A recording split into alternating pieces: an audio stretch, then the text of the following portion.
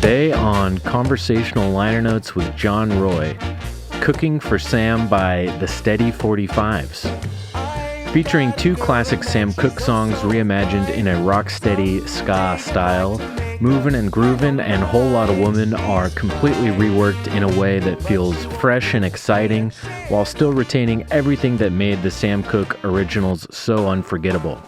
Today on the show, John and I sit down with Joe Nieves, Andre Cruz, and Ian Jacks of the Steady 45s to discuss how this single came together, Sam Cooke, and what's next for a potential Volume 2.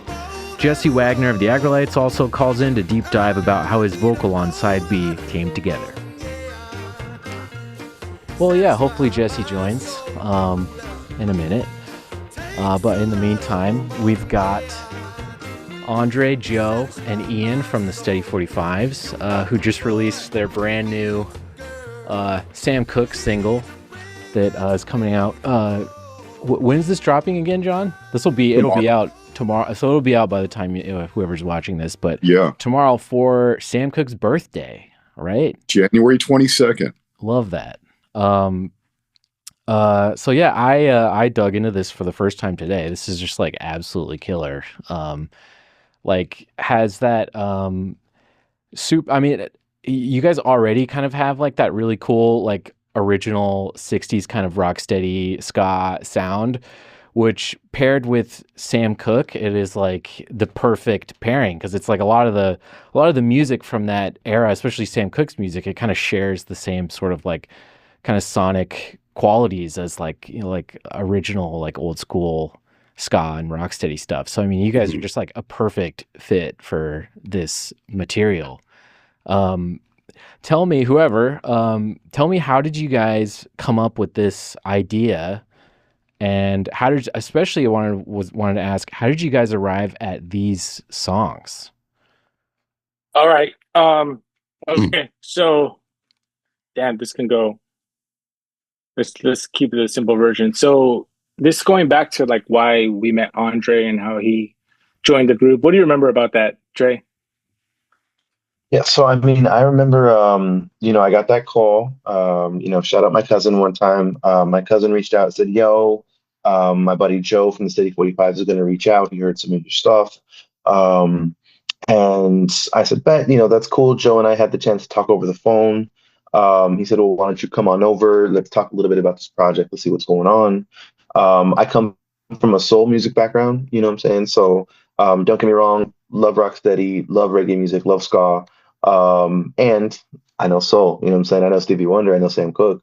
And so when Joe and I had the chance to sit down, and Joe, like immediately Joe was schooling me on Sam Cooke. Like if I had put money on who was gonna walk away knowing more about Sam Cooke before that conversation, I would have been like, "Bet, I'm gonna be a rich man." And Joe just knew what he was talking about. Like, and that was important to me, you know what I'm saying? Because it showed me that this wasn't just oh, I heard the song on the radio, I thought it was cool, let's cover it. Like, no, this resonates with me, this speaks to me, and this is why, you know what I'm saying? And so we had the opportunity to talk about Sam Cooke for what I thought was going to be maybe 45-minute conversation. I was there for a couple of hours. And in that first introduction to Joe and to just everything the Steady 45s were about, Joe was, "Well, I was thinking about this song. Do you even know it?" And I just started singing it like right away. From like the second he's like, "Do you know this one?" I'm like, "Yes, yeah, my dude, I know this song."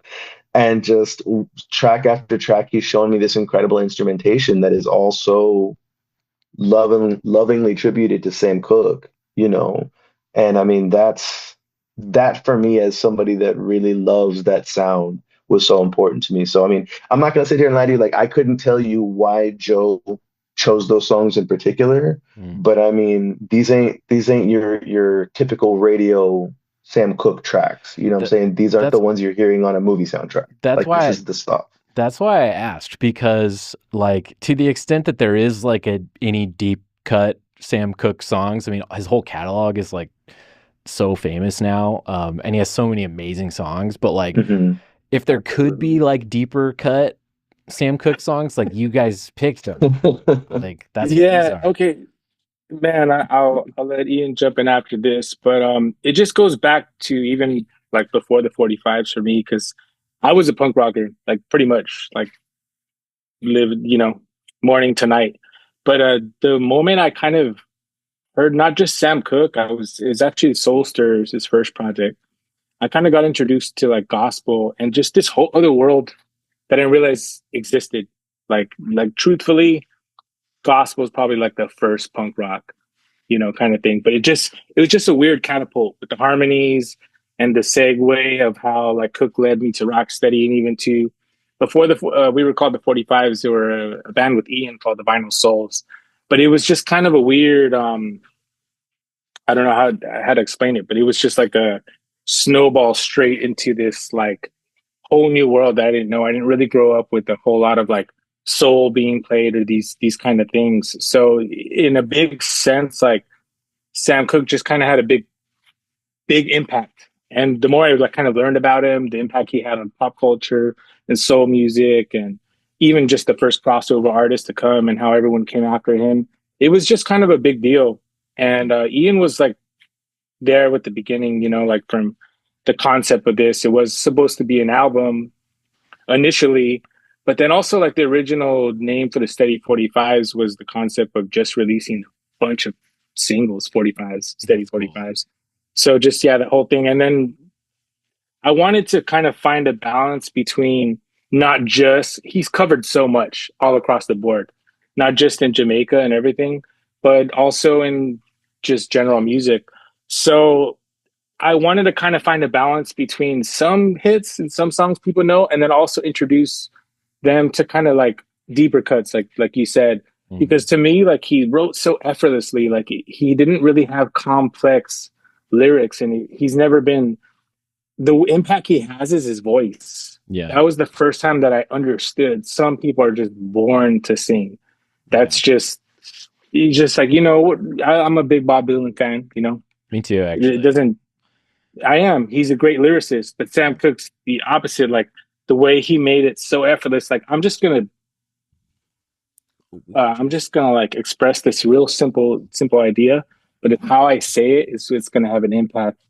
And that's kind of how it led in between. Because we do a couple of the hits on some of the next volumes, but Mhm. these two songs I think are a little deeper. And Ian, I'm not sure what you remember about the whole beginning and how we I got just, started on this because he I mean, I just remember like between us two, obviously we've connected, all of us in the band connected over all kinds of different styles of music and, soul being my upbringing. Sam Cooke was always for sure like one of my top five male vocalists. Like just the voice is just out of control, the emotion and the expression and some of the political undertones and just the humanity in the songs. And so like as we started kind of nerding out, I think it really got inspired like we did when we started nerding out into like the whole SAR records. We started hearing all of that stuff. Like obviously we had heard like Soul Stirrers, some of that. Once we started getting our hands on like on some of those tracks, we just started messing around with them and we started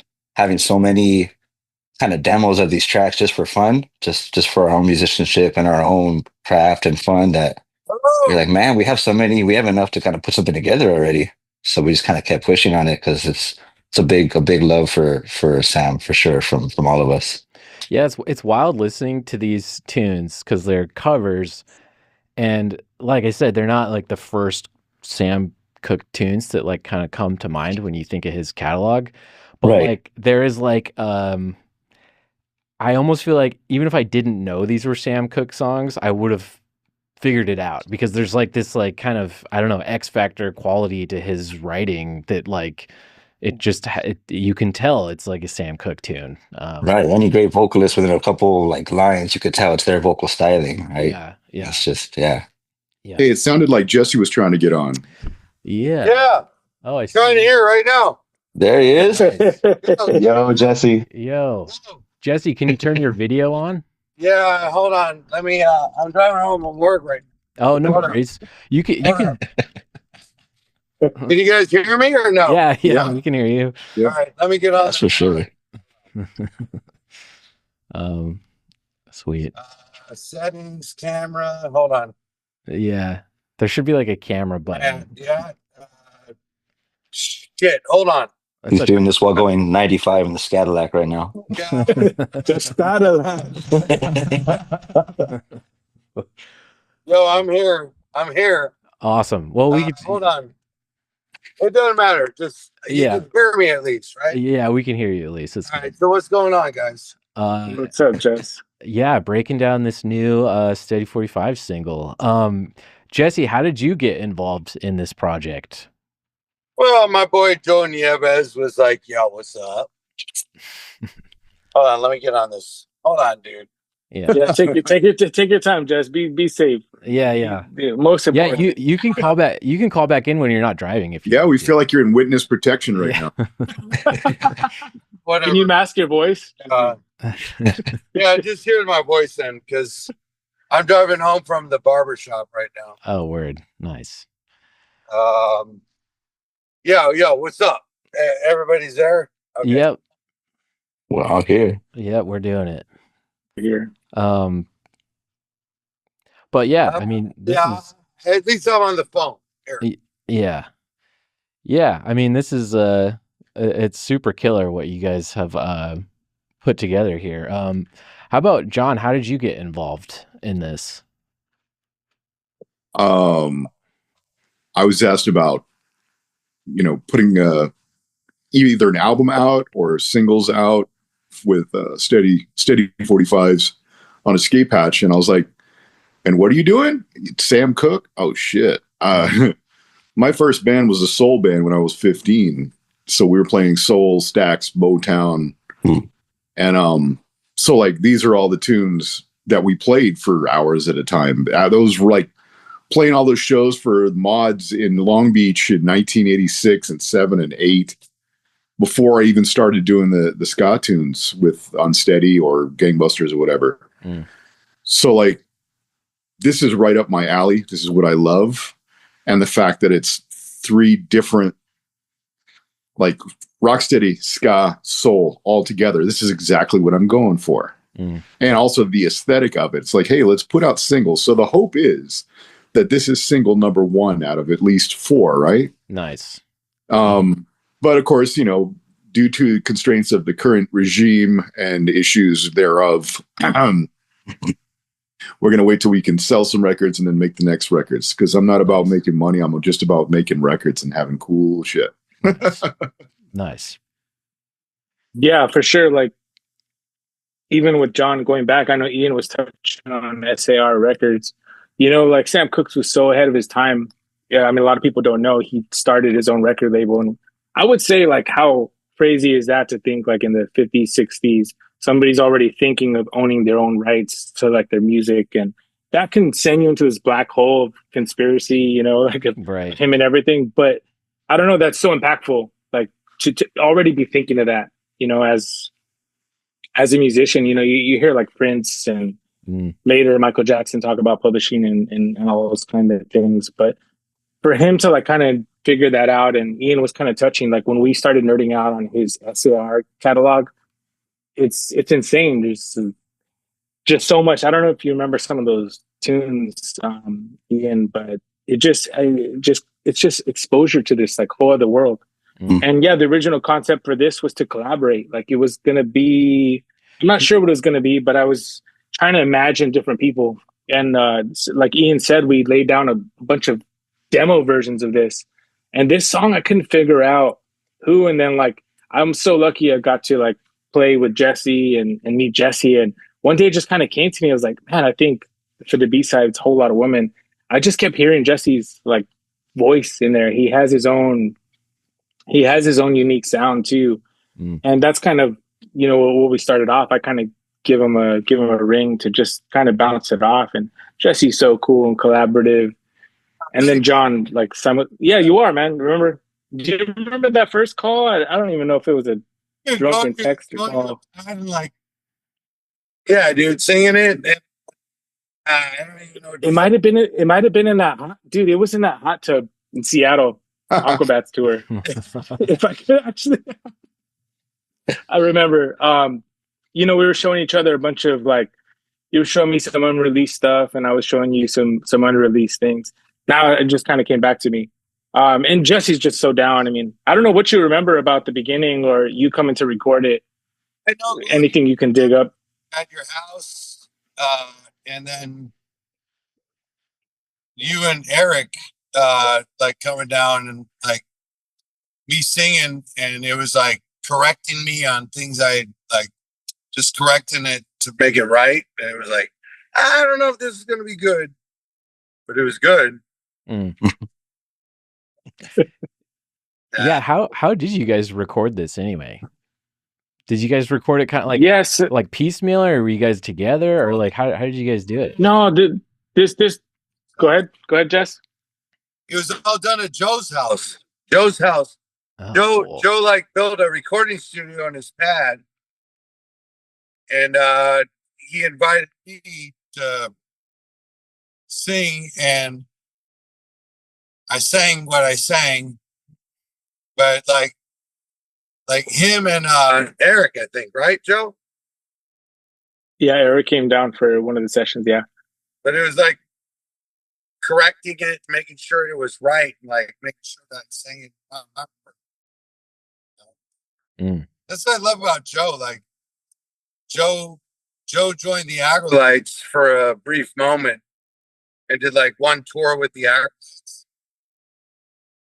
But the way that Joe is like so like, I don't know, critical is the right word or the wrong word. It's like perfectionist. Oh, dude, perfectionist. And dude, just going to Joe's house and recording the vocals for that song. Joe had it all established, was like, yo, come in here and like singing. And just was like, when I was like a little bit flat, a little bit sharp, Joe knew. So that was really, that's how it went down. So you guys recorded like whole band like together too? this was very different for what we normally did because this was kind of just a side passion project that Ian had a lot to do with. Kind of started before I had the official studio here. I was actually just in a room, and this was real challenging for at least these first two songs because why it became these two is these were two of the first original batch. We have some now where we did live, especially for volume 2. But volume 1 wasn't technically, there were sectionals and things like that. And I remember, Andre, because you were there for that first. It was, I literally had a room and like a booth. And so I had to figure out how to kind of make it sound cohesive and cool. But that was like the first challenge because everyone's trying to be like a producer and have their studio. And like, that was none of my intention. I just had this thing I wanted to do. And I was kind of forced to learn. I guess I got to figure this out because we were touring so much. We were playing all over the place. We just didn't have a lot of downtime at all. So the couple albums we did do, we had to like, we just went in there like with Sam Cooke and whatever sessions when we do live. But this was all just kind of like a side thing that I was always thinking, but I just had real few gaps in between all our schedule to kind of fill this in. And Ian was there for a lot of it. It was us kind of learning, figuring out these computer programs and all this stuff that like I'm kind of figuring it out. Like, but at the end of the day, what were you guys using? I was using like what were we using? Do you remember, Ian? Like the first thing? Before Logic? Yeah, I mean, I guess it started. What do you remember? I feel like I remember us kind of using Logic and just trying to figure out how to make that little small like extra room in the house sound big, and how to also make like track by track kind of come together. It sounds awesome. I'm like surprised to hear it was recorded at someone's house. 100%, really good. Yeah, it sounds really, really good. Because by any means necessary, whenever someone was free, it's like, all right, we got all these parts on this one. Come in and lay it down, and then we'll try and like kind of put it all together. Kind of just let it simmer slowly and just kind of blend it all together. Wow, that's cool. Yeah, it sounds like, I don't know, whatever you guys did, or also who mixed this? So I mixed it, not proudly. I hope it came out cool. How did it sound for you guys that we'll get to hear? I think it That's sounds great. sick. It sounds so good. Yo, I dig it, man. So Cool, good. cool. Yeah, I was like, the science of mixing is its own world. Like, and it's not a good thing for people who overthink or like try to perfect stuff, because I don't think you could ever get. There's always like something to fix.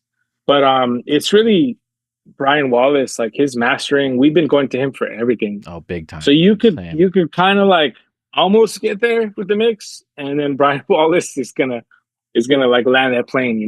Like, Mhm. you on the runway. We all We have all a know. history with Brian. We all have a history with Brian. Yeah, Mhm. like We all do. Yeah. He is such a. he Go ahead, masters go ahead. he masters my stuff too. Like he's the guy on a skate patch. Like everything on a skate patch is mastered. And then he's just so like nice and so Yeah. caring and giving, Yep. and like it's just. I mean, I have to give. Forget about the mixing. It's like what he does with the mix is something special, and everyone go out, get your mastering done by him, because he'll save your mix. He'll I make send it a good quality. I send everyone there now. That's He's the dub robot. Yeah. yeah. Get hold of the dub Mhm. robot. Yep.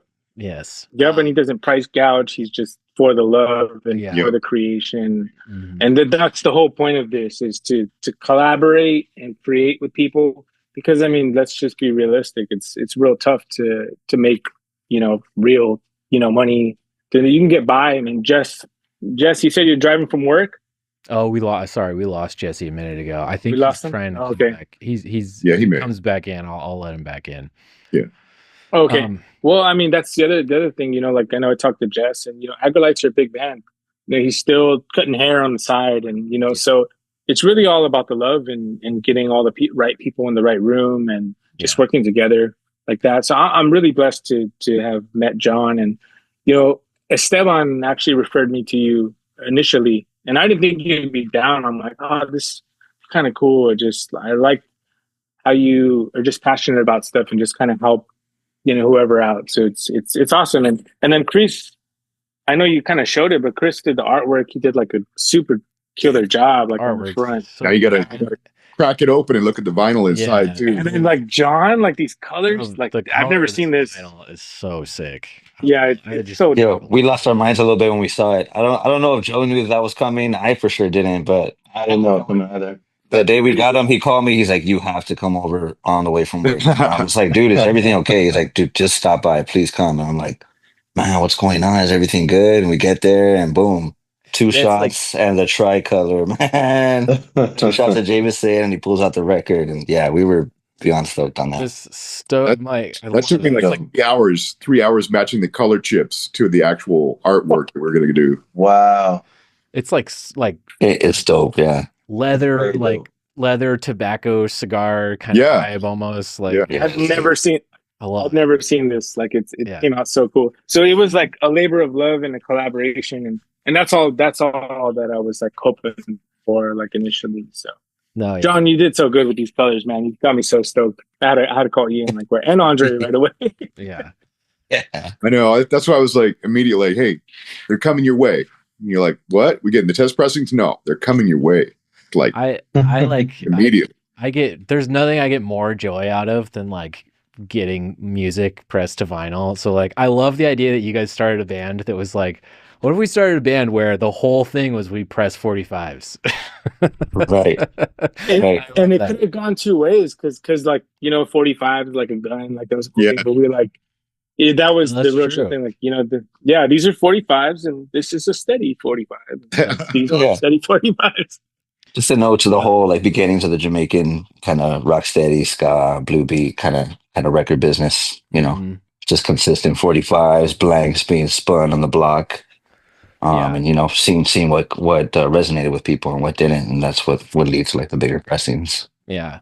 Yeah. And Joe, I really do got to compliment you on the mix, man. Like it's, bless you for, big upping Brian as you should. But the mix is really good. And honestly, it's one of those things where you mentioned being kind of like an overthinker, and it's kind of hard, if you're an overthinker to mix. But the thing about this era of music and this type of music is it's kind of conducive not overthinking. You know, it's kind of conducive to just like doing something simple, because back then it was like there were so many choices that were just made for them during the recording process. So it was just like a much like simpler process. So however you arrived at like kind of I don't know, duplicating that sound, like I definitely have to commend you, because it's like you nailed it. It's just, it sounds fantastic. I like really enjoyed listening to this today. And I appreciate that, man.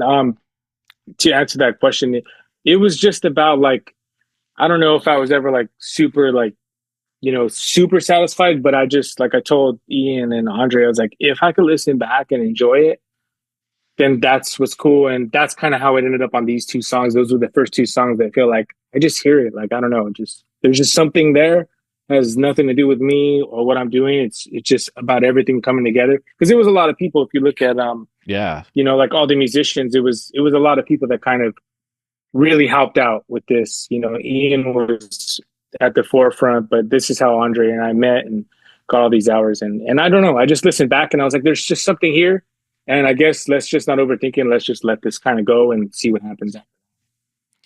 yeah. So thank you, Nate. Yeah, you're welcome, man. Yeah, I have one like tiny connection to Sam Cooke that is kind of fun to. I'll have no other reason to ever bring this up, so I might as well. I used to be like a runner at Capitol Studios, like the Capitol Records building in Hollywood, and crazy. I was there for a couple years, and one of the guys who was like, he basically like kept the studio, like it ran the way it ran, and it was because he may as well have been staff there. He wasn't, but like he was there every single day. And it was Al Schmidt, who is he was actually Sam Cooke's producer and engineer.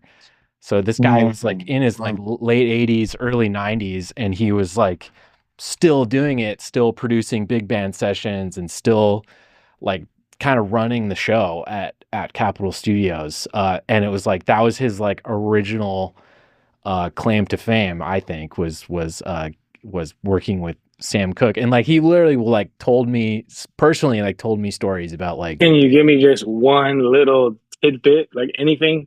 it was hard. It was hard to get anything out of him because he's so if you don't know who Al Schmidt is, he's very old, but he was very with it even up to the very end. But he also is like, he has the most Grammys of any recording engineer ever. Damn. Like his star on the Walk of Fame is next to the Beatles. Like it's like right in front of the building. Like he's like he's that guy, and he was Sam Cooke's guy. But he was like so humble. Anytime I had tried to ask him about Sam Cooke, it was just, oh, that was a long time ago, and oh, it was great, and it was cool, and it was this, and it was that, and it was he just kind of deferred it all to Sam, which is cool. Yeah.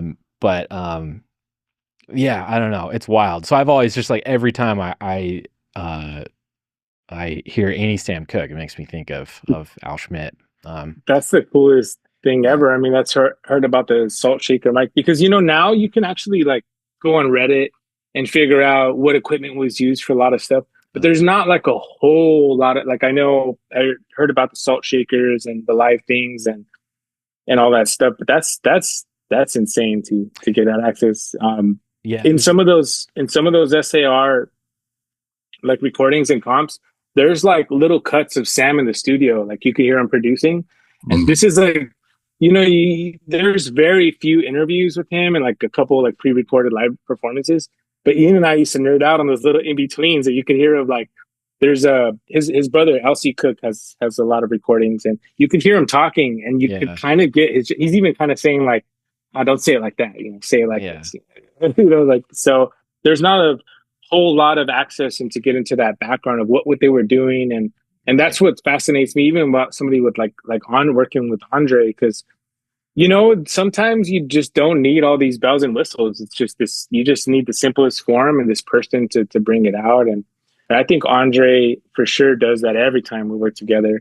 And Jesse, when him coming in for that B-side, it was just kind of like that. You're just kind of hearing of like, damn, because me and him were like trying out all these different mics and this and that. And it's just like, once, certain singers go into, it doesn't matter what you have. Like, where it's at. Yeah. It's cool. Yeah. I mean, most important ingredient is a great song. So Mhm. it's hard to go wrong with Sam Cooke. So could you guys give us like a tease of like maybe what another volume would look like, or should we not say? I'm curious. Let's just see. I'll leave that up to Andre or Rian. Well, I don't know. What do you guys think? Like, I know John's. We're trying to see how this goes. You know, it could Yeah. potentially. Well, let's build some hype. Let's get people excited of what a potential second volume could look like. Because I want it. I already want it. Right. Well, let me say this in that case. I'll throw my little teaser in here. I got two things. So number one, the song that people probably want to hear, we've recorded it. Sweet. Okay, that's That's only number what one. that's like 70 different, not 70, but I'm thinking of like a dozen different songs right now. But Right. And then number two, and this was one of my favorite moments with the Steady 45s, maybe ever. Like I've been lucky enough to go on tour with these dudes. We've had dinner together. We've shared time. Like truly, like I feel very lucky to have just been able to join this group. But one of my favorite moments of all time, we were performing one of the Sam Cooke songs that I don't know, maybe it'll end up on something at a show, and I got a chance to watch all of these ska punk kids start to mosh, dude, and they are losing their mind to Sam Cooke. that's sick. And it was a moment, if you could have seen my face, just like, what is happening? Just watching this sound travel through time and hit these kids like a ton of bricks, and all of them are just feeling it and going in a circle. And it was a beautiful thing. So there's beauty coming. This stuff is timeless, man. Like this, Yeah. people will still be singing and dancing these songs like way after we're all dead. Like that's how good it is. Like truly, like, and you can't. That's the point for me to have it on a record too. Yeah, Is to have something. I want your kids and grandkids to be listening to this. yeah, yeah, yeah. And you can't say that about all music either. There's some stuff that you're like, no, that'll probably fall away. but yeah, this catalog, yeah, it's good stuff, and you guys treated it so well, and it's such like I said in the beginning, it's such like a natural fit to do ska rocksteady Sam Cooke. I mean, you can almost hear him fronting a rocksteady group. Like he would have been like a natural fit in like something like that, Right. Right. Yeah. 100%. And that we never got that. We never got to see what would have happened if he reached the stacks or Totally. the impact he had on Jamaican music. A lot of the early Jamaican stuff was covers of there's like every Jamaican we backed up was like that's their number, like one of their top three already. Sam Cooke, Curtis Mayfield. Yep. We always got that. It just always came back. And so that kind of full circle. That's kind of actually why I landed on Moovin and Groovin as the first one, because it's totally a blue beat song. Like all I really did was change the skank and the drum beat, but it's already kind of there, and you could already hear that lay the foundation for what ska would eventually become. And it's crazy because it's not like a super complex song; it's like super simple, like how, but just already that feel. And I kind of nerded out on that. And yeah. And as far as volume 2, I mean that all those songs we did, these first couple batches were like how to record this. But what I'm stoked about the next batch is a lot of this stuff's live, and we won't reveal too much about that stuff. But yeah, just grateful, and amazing. Ian, I don't know if you got something to add to that. Yeah, I mean, there's definitely some cool ones in the pocket. This was like a great introduction. These are really strong ones, like Joe said, kind of reminiscent of like early Jamaican styles. So, I mean, we got a couple different styles to put out of some other covers, and some you might expect, like Dre was kind of hinting at, and some you might not. So it's just ultimately about what our mission is with anything we do musically with the 45s, is like preserving music that we love and trying to really give it the respect and attention to detail sonically, performance wise. And so that's what we're trying to do here. And so, hopefully we get the opportunity to put the rest of them out, because, conceptually that's kind of how Joe conceived the idea for even not just the songs, but the artwork too. You know, once it all comes out, it kind of will come to light, like the whole plan. You know. Yeah. Yeah. Awesome. Well, do you guys have any, first off, John, give us the official release date is what, tomorrow, January 22nd? That's when January 22nd, Sam Cooke's birthday. It's going to be, it'll be hot and ready to order on the website. Awesome. We're tightening up the videos as we go and tightening up the visuals as we go too. Nice. Mm-hmm. And there's already a box of 30 for our European customers through Tony Facio at Liquidator in Madrid, Spain. Awesome. So, okay, so US, if you're in to bypass the nastiness of this regime, there's already some over there. A limited number, just 30. Nice. Okay, so US, go to escapepatchrecords.com and or go to a 45 show. Or go to a 45 show. Do you guys have any shows, any gigs lined up anytime soon? We're wrapping up a lot of recordings without even revealing too much because we got a ton of stuff. So go to Escape Hatch to get the album for sure. Awesome. We will be performing a couple of shows this year, but we're going to be releasing a lot of music. So go to Escape Hatch, get this record. Awesome. Tony Liquidator in Europe, all that stuff. Awesome. All right, so Liquidator if you're in Europe, Escape Hatch for US. Man, it was really great to meet you guys and to get to talk to you guys about this record. I just popped it on for the first time today, and I just was like, "This is so sick!" Like, kind of immediately became one of my new favorites, like on the label that's been put together. So, I really think people are gonna love this. Like, so kudos to you guys, great job. Yeah, thank you guys again. Thank you, Nate, and thank you, John. No, thank you you for seeing this whole project through. And Andre, I can't wait to hear more Andre too. How much more Andre is coming? Oh boy. That's one last thing I'll add too is, Andre's kind of been in the band for a couple of years now, but I was told him, I was like, we met through this project. Let's have this be the first thing so that people because we have we've been working how many years now, Andre? We got a lot of stuff coming. Yeah, maybe 4 years, 3 4 years. Yeah, so 4 years. It's been it's been a lot. And I want to say this real quick. The entire process has been incredible. Again, I'm really honored to have been able to come in on this. Imagine the first thing you get to work with the Steady 45s is Sam Cooke stuff. I mean, that's just, you don't get any luckier than that. I also want to do a huge shout out to Jesse. I see Jesse's back in the call. Yeah. Because I got to be in the studio with Jesse a little bit, and man, Jesse, I got to give it up, dog. The way you lay it down is effortless. I just got pulled over by a cop. Oh no! I got pulled over by. Told him I was on a podcast, and the cop's like, "Oh, it's all good." There's a living shit out of me. I know I had to do this thing on camera, but it's okay, man. Don't sweat it. It's so much more punk rock about to be on the camera. Yeah. And so he let you go, Jesse? He let you go?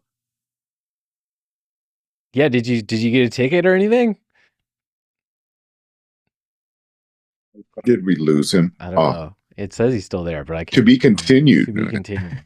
Yeah, volume 2. Maybe we'll end just to ensure Jesse doesn't get pulled over again. That could be the anticipation, right? What happened to Wags? What happened to Wags? You want to find out by volume 2. Oh my god. Does he make it back? All right, guys. Well, I really appreciate your time, and yeah, everyone go to Escape Hatch, grab the new Steady 45 single, Cooking for Sam, Volume 1. Satisfied.